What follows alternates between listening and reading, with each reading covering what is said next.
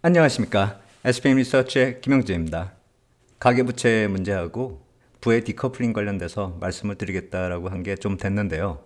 오늘 그 말씀을 드릴게요. 특히나 경제 흐름에 있어서도 지금이 하나의 변곡점을 만드는 그런 시기가 될 수가 있고 투자 결정을 내려야 될 만한 중요한 시기가 다가오고 있다라고 생각이 들기 때문에 관련돼서 경제 흐름하고요. 과거의 부의 디커플링이 어떤 과정을 통해서 또 투자 관련돼서 왜 이런 모습이 나타났는지 그것에 대해서도 지금 정도께 한번 살펴보는 게 중요하지 않을까라고 생각이 돼서 오늘은 그 말씀 준비해 봤습니다. 페드에서 분기마다 가계 자산하고 부채 관련해서 통계를 냅니다. 이번에도 작년 말 기준으로 리포트가 하나 나왔는데요. 미국 가계의 총 부채가 18조 달러가 넘어선 것으로 집계가 되고 있습니다. 항목별로 한번 살펴보면요. 모기지론, 주택 구입을 할 때 대출을 일으킨 게 12조 6천억 달러이기 때문에 상당히 크죠. 비중으로 놓고 보면 거의 3분의 2가 집 사는데 부채가 들어갔다 이렇게 볼 수가 있는 것이고요. 그리고 우리가 흔히 약자로 HELOC, 주택을 담보로 해서 주택 구입 이외의 용도로도 또 쓰는 그런 대출 항목이죠. 금액은 별로 크지 않습니다. 3,960억 달러 잔고가 있고요. 학자금 대출이 큽니다. 1조 6천억 달러. 그 다음에 자동차 구입 대출이 1조 6,500억 달러. 신용카드가 1조 2,100억 달러. 그 다음에 기타 소비신용이 5,540억 달러. 그래서 전체적으로 다 합치면 18조 달러입니다. 그 중에서 연체 기간이 90일을 넘어가는 이 자료에서는 심각한 연체 이런 식으로 표현이 되어 있는데 장기 연체, 악성 연체 이렇게 표현이 가능하겠죠. 그 비율이 모기지 쪽에서 1% 기록하고 있고요. 주택담보대출이 0.5%, 학자금이 0.7%, 자동차 대출이 2.96%, 그 다음에 신용카드가 7.18%, 좀 높습니다. 기타 소비자 대출이 5.63%, 그래서 평균적으로 1.7% 정도 기록하고 있는데 이렇게 보면은 모기지 대출, 주택담보대출, 학자금 대출이 상대적으로 연체 비율이 좀 낮고요. 제일 높은 게 크레딧 카드죠. 이 연체 비율이 항상 주목을 끌죠. 듣기만 해도 좀 불안해 보이는 그런 요소고요. 근데 이 얘기가 나온 지가 한참 됐습니다. 계속 거론되고 있는 문제고요. 그런데 이 문제를 과연 위기로 넘어갈 수 있는 그런 요소인지 그걸 좀 따져봐야죠. 금액은 자꾸 증가하는데 그것이 경제에 어느 정도 악영향을 줄 수 있는지 그걸 따져봐야죠. 어느 계층이 이런 문제를 만들고 있는지 그걸 따져보면 경제에 얼마나 악영향이 확산될 수 있는지 그것도 좀 따져볼 수 있겠죠. 부의 편중, 그러니까 집중되는 그 모습이요. 디커플링으로 표현되기도 하죠. 그것이 이 부실이 경제 전체에 미치는 영향을 확대시키고 있는지 축소시키고 있는지 이것도 한번 좀 따져봐야죠. 이러한 문제를 현재 진행되고 있는 정책하고도 한번 연결해서 생각해 볼 필요도 있다 이렇게 생각이 됩니다. 머스크가 이끄는 도지에서 정부 일자리를 계속 줄이고 있잖아요. 지난주에도 그건 계속 이슈가 됐습니다. 관련돼서 월스트리트 저널의 분석 기사 한번 보겠습니다. 도지의 연방 일자리 삭감이 공화당 지역구도 위협하고 있다 이 얘기입니다. 그러니까 이게 정치 관점으로 또 시각을 돌리고 있는 겁니다. 이렇게 색깔로 나타난 게 정당별 지역구에 공무원이나 정부 관련된 그런 일자리를 뜻하는 것인데 크기가 클수록 인원이 큰 거죠. 그리고 빠르게 진행되고 있는 쪽이 이쪽입니다. 워싱턴 쪽이요. 민주당 지역구 관련된 그런 일자리들이 상대적으로 많죠. 그러다 보니까 초반에는 상대적으로 일을 빨리 진행시키는 게 또 과감하게 진행시킬 수도 있었다. 그런 생각이 듭니다. 상대당 쪽이니까요. 그래서 이게 과연 계속 진행시키다 보면 공화당 지역구 쪽으로도 영향을 줄 것이란 말입니다. 과연 그렇다면 공화당 지역구도 초반에 진행시킨 것처럼 빠르게 과감하게 진행시킬 수 있을까? 그것을 논하는 겁니다. 초반에는 과감하게 진행이 되는 것처럼 보이는데 과연 그 속도가 유지될까? 정치적인 문제가 될 수 있을 것이다 라는 그런 시각입니다. 공화당 내에서도 반대 목소리가 나올 수 있다는 것이죠. 자기네 지역구에 일자리 수가 줄어들고 실업자가 늘어나고 그렇게 되면 분위기도 뒤숭숭해지면서 그 다음 선거가 걱정이 되겠죠. 특히나 그 지역 의원들한테는 부담이 될 수밖에 없는 것이죠.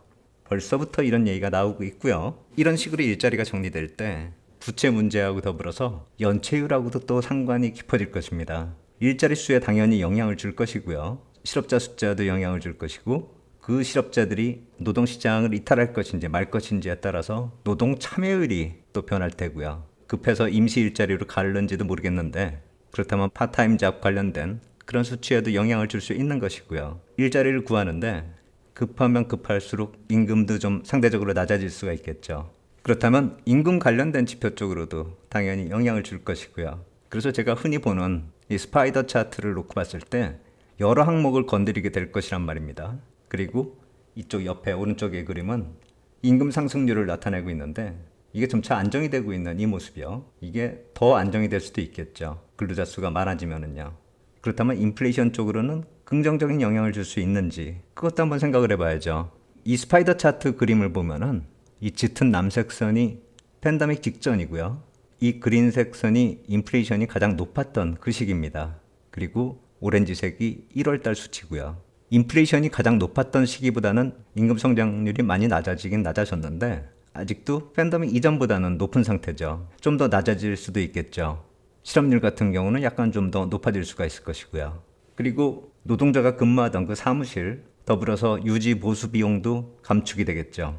임금하고 더불어서 임대료 같은 경우는 2차적인 영향이 되겠고 유지 보수 비용 같은 경우는 그 관련된 업체도 있기 때문에 그 관련된 업체에 고용하고도 연관이 될 수 있죠. 그러한 3차 영향까지로 좀 이어질 것도 우리가 좀 생각을 해봐야 될 것입니다. 단순히 공무원 인원 감축, 재정적자 축소, 그래서 인플레이션을 감소시키는 그런 영향, 그것으로 마무리되는 게 아니라 전체적으로 경제 쪽에 어떤 영향을 미칠지 2차, 3차까지도 고려해야 된다는 것이고요. 재정적자하고 인플레이션을 동시에 해결하겠다. 일론 머스크가 그렇게 얘기를 했는데 1차적으로는 그러한 형식으로 진행이 될 수가 있는데 경제에 미치는 2차, 3차의 영향도 고려를 해야 될 테고요. 그리고 정치적인 영향도 초반하고는 좀 달라질 수 있고 더불어서 해고나 일자리 관련된 움직임은 이런 연체율 쪽에도 영향을 미칠 수 있다는 점. 변화를 계속 우리가 체크를 해야 되겠죠. 그리고 전체적으로 경제 흐름에 있어서 유동성의 압박이 줄어들고 기업 실적 측면에서 부담스러웠던 면들이 조금씩 개선이 되고 있기 때문에 경제 흐름이나 투자 관점에서 이 선택의 시기가 다가오고 있다는 점, 이 점도 좀 주목해 볼 필요가 있습니다. 나스닥 선물 흐름 한번 보겠습니다.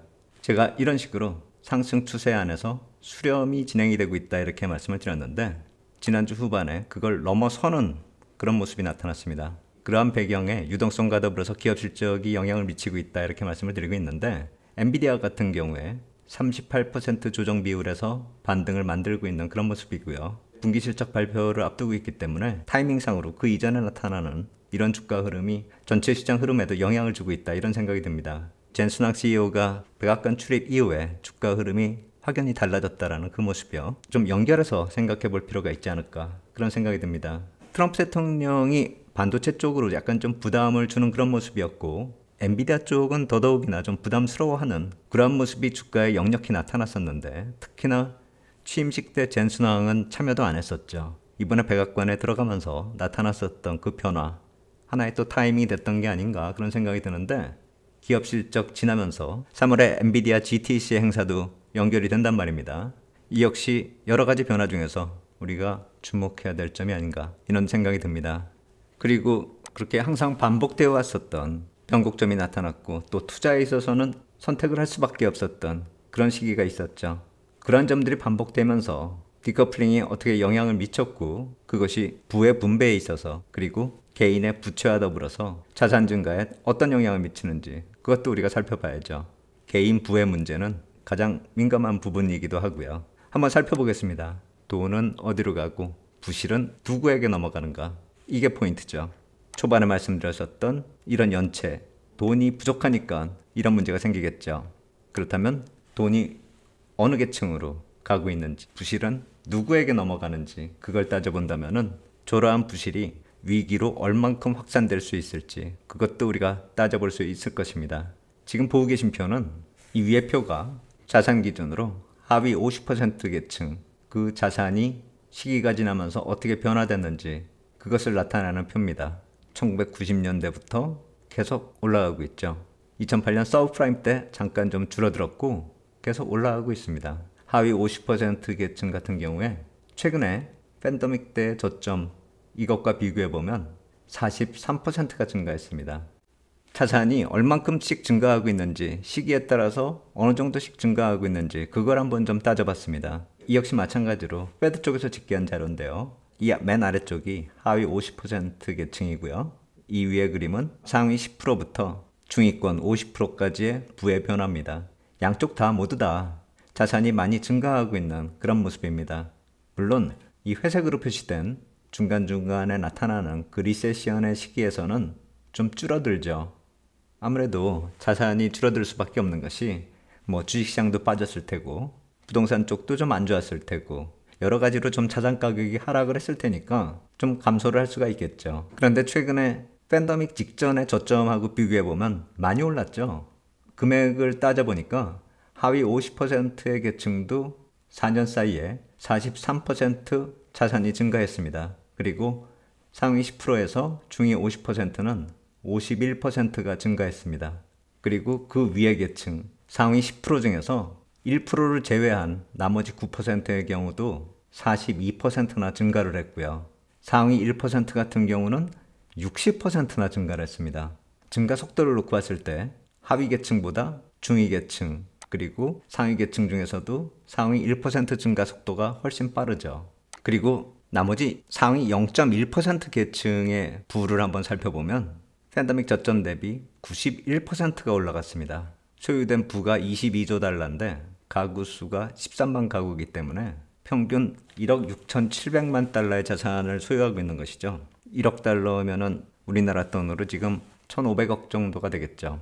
부의 증가 속도가 상위 1%가 60%였는데 상위 0.1%는 91%를 기록했습니다. 팬데믹 위기를 지나면서 상위 계층 부의 증가 속도가 훨씬 더 빨랐습니다. 그 계층별로 자산 구성 비중을 따져보면 상위로 올라가면 올라갈수록 주식이나 펀드 비중이 높습니다.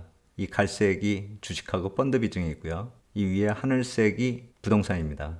나머지는 연금 자산도 있을 것이고 소비재 관련된 제품들도 있는데 특이할 점은 상위 0.1%는 개인 비즈니스 관련된 그런 자산 비중이 상당히 크다라는 것이죠. 자산 상위 계층이 주식이나 펀드 또 개인 사업 관련된 자산이 많다라는 것은 이미 알려진 사실이긴 한데 다시 또 확인이 되는 것이죠. 거의 모든 계층, 하위 계층부터 상위 계층까지 그리고 상위 0.1%까지 모두 다 자산이 증가한 게 확인이 되는데요. 그 증가 속도에 따라서 차별화도 우리가 좀 생각을 해봐야 될 것 같습니다. 많은 자산을 가진 상위 0.1%가 자산 증가 속도마저도 빨랐다라는 점을 보면은 그렇다면 차별화 속도가 더 빨라지는 것이고 심리적인 박탈감은 상당히 커지는 것이죠. 예를 들어서 어떤 사람이 팬데믹 때부터 지금까지 한 1,000만 원 정도 자산이 증가했다라고 한다면 기뻐할 수 있겠죠. 일단 자산이 증가했으니까요. 그런데 다른 사람들을 보니까 10억, 100억 증가한 사람들이 적지 않게 있고 몇 억씩 증가한 사람이 수두룩하다라고 한다면은 1,000만 원 증가한 사람은 상대적으로 박탈감이 심할 것이고요. 특히나 지금같이 인플레이션이 심한 그런 경우에서는 더더욱이나 그 박탈감이 클 것이고 그 1,000만 원이 훨씬 더 작아 보이겠죠. 자산 증가 추이를 이 차별화 관점에서 한번 살펴보겠습니다. 계층별 부의 비중을 한번 따져보는 겁니다. 하위 50%가 가진 그 부의 소유 비중을 따져보니까 5.5%까지 내려왔습니다. 리세션 시기마다 비중이 점점 떨어지죠. IT 버블 때, 금융위기 때 지나면서 쭉 빠져내려가고 있습니다. 너무 많이 빠졌기 때문에 팬데믹 지나면서는 비중이 더 줄어들지는 않고 있는데 이 비중으로 따져봤을 때는 사상 최저 수준입니다. 하위 50% 계층이요. 그리고 상위 10%에서 중위 50%까지 그 계층의 경우는 마찬가지로 부의 비중이 좀 줄어들고 있습니다. 위기 때마다 확 줄어들죠. 비중이요. IT 버블 때, 서브프라임 때 상당히 좀 빨리 빠지고 있습니다. 그래서 2024년 말에 뽑은 그 수치로 보면은 30%의 소유 비중입니다. 하위 50%가 5%고 하위 50%도 줄어들었고 상위 10%에서 중위 50%까지도 그러니까 전체적으로 경제 참여자 90%가 팬데믹 이후에 자산 증가하면서 비중이 약간 높아졌지만 2022년 3분기 이후부터는 부의 비중이 오히려 감소를 했습니다. 그리고 상위 1%에서 10%까지 상위 9% 그러니까 1%에서 10% 계층, 이 계층은 부의 소유 비중이 36.5%인데 팬데믹 이후로 좀 줄어들었고 2022년 이후로도 큰 차이가 없습니다. 앞에 계층하고는 틀리게 IT 버블 때 좀 올라가고 08년 서브프라임 때 오히려 비중이 좀 올라갔습니다. 그런데 최근에는 비중이 팬데믹 지나면서 오히려 줄고 그냥 멈춰 있는 것입니다. 자산 절대 규모를 보니까 이 리세션 이전에 14조 달러 정도 기록했었는데 IT 버블 위기를 지나면서 비중이 좀 높아졌다라고는 하는데 금액상으로는 큰 차이가 없습니다. 그러니까 비중이 증가했는데 실제로 자산이 증가해서 비중이 증가한 게 아니라 다른 계층 자산이 감소하면서 자산 비중이 올라간 겁니다. 그리고 팬데믹 이후에 하락한 거는 이 역시 마찬가지로 자산 절대 금액은 비슷한데 다른 계층의 자산이 급증해가지고 비중이 낮아진 거죠. 누가 그 영향을 줬냐면 최상위층입니다. 상위 0.1%를 제외한 1%, 0.1% 이후부터 상위 1%까지의 부의 소유 비중이 30.8%로 최고치에 근접을 하고 있는데 이 사람들이 IT 버블 때하고 서브프라임 때 자산 비중이 많이 줄어들었습니다. 팬데믹 때도 마찬가지고요. 그리고 그 이후에 자산 시장이 강세를 보이니까 상당히 빠르게 회복이 된 거죠. 비중이 30%까지 올라왔고요. 그리고 최상위 0.1% 계층은 IT 버블 때 줄고 서브프라임 때도 준 건 사실인데 그 뒤로 팬데믹 지나면서 회복 속도가 제일 빠른 거죠. 그래서 사상 최고치 비중을 기록하고 있는 것입니다. 아까 절대 금액상에서도 금액이 아주 큼에도 불구하고 증가 속도가 제일 빨랐기 때문에 부의 소유 비중도 최대치를 기록하고 있는 것이죠. 돈은 어디로 가고 부실은 누구에게 넘어가는가? 그걸 따져보자라는 차원에서 이 말씀을 드린 거거든요. 이 연체는 어디서 만들어지고 그 연체가 실제로 경제에 미치는 영향이 어느 정도가 될지를 따져보자라는 것입니다. 최상위층은 부의 절대 규모도 사상 최대치를 기록하고 있고요. 부의 비중도 사상 최대치를 기록하고 있는 겁니다. 상위 0.1% 같은 경우요. 그 0.1% 이후에 상위 1% 계층도 그보다는 못한 거죠. 하지만 거의 최고치에 올라 있는 그런 상황이고요. 그런데 하위 50% 계층은 부의 절대 금액은 올라가고는 있는데 부의 비중은 사상 최저치를 기록하고 있는 겁니다. 인플레이션을 감안한다면 많이 힘들 수가 있는 것이죠. 그러면서 만들어지는 부실이 있다라고 한다면은 과연 어느 계층에 집중이 될 것인지, 그리고 그 계층이 전체적으로 시장에 영향을 줄 수 있는 그 부의 비중은 상당히 낮은 비중을 기록할 것이다, 이렇게 추측이 가능하죠. 물론 저런 연체가 꼭 하위 계층에 한정되어 있지는 않을 것입니다. 아마도 상위 10% 이하, 중위 50% 그 계층도 그런 부실이 있을 것이다, 이렇게 추정이 가능합니다. 그런데 이 계층 역시 마찬가지로 부의 소유 비중은 30%에 불과한 것이죠. 그래서 상위 10% 이하의 경제 비중을 따져봤을 때 36% 정도밖에 되지 않는 그런 상황이라는 점을 감안한다면 저런 부실 규모가 시장에 어느 정도 영향을 미칠 수 있는지, 그런 점도 우리가 추정이 가능할 것입니다. 예전에 페드가 내놓은 자료 중에서도 그러한 자료가 종종 있었습니다. 부의 편중화가 나타나면서 자산에 어떻게 접근했느냐에 따라서 연령대가 젊은 계층도 부의 증가 속도가 상당히 빨라졌다라는 점, 어느 자산에 어떻게 접근했느냐에 따라서 그 부의 증가 속도가 유의미한 차별화를 가져왔었다, 그런 식으로 분석을 했었거든요.